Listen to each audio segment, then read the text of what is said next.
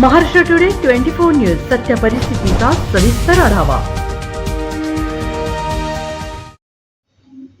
परभणीत मराठा आरक्षण मुद्दा पेटला। राष्ट्रीय महामार्ग 2 तास ठप्प। गेल्या 7 दिवसांपासून मराठा आरक्षण संघर्ष समन्वयक समिती महाराष्ट्राचे अध्यक्ष सुभाषदादा जवळे हे प्राणांकित आमरण उपोषण परभणी येथे करत आहेत। परंतु त्यांनी मागणी केलेल्या मराठा ओबीसी आरक्षणाचा प्रश्न सुटत नाही तोपर्यंत WH आरक्षण मराठा समाजास पूर्वक चालू करावे व इतर मागण्यांसाठी सरकारकडे वेळ नाही म्हणून आज सकल मराठा समाजाचे कार्यकर्ते आक्रमक झाले व त्यांनी 2 तास राष्ट्रीय महामार्ग रोखून धरला।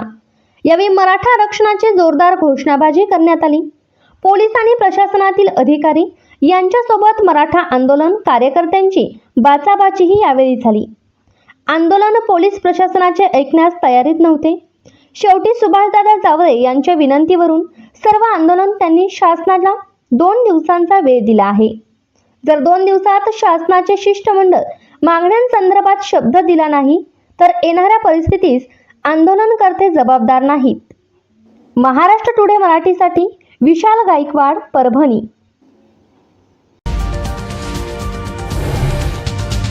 आजच महाराष्ट्र टुडे 24 न्यूजला सबस्क्राईब करा आणि सत्य परिस्थितीचा सविस्तर आढावा पहा।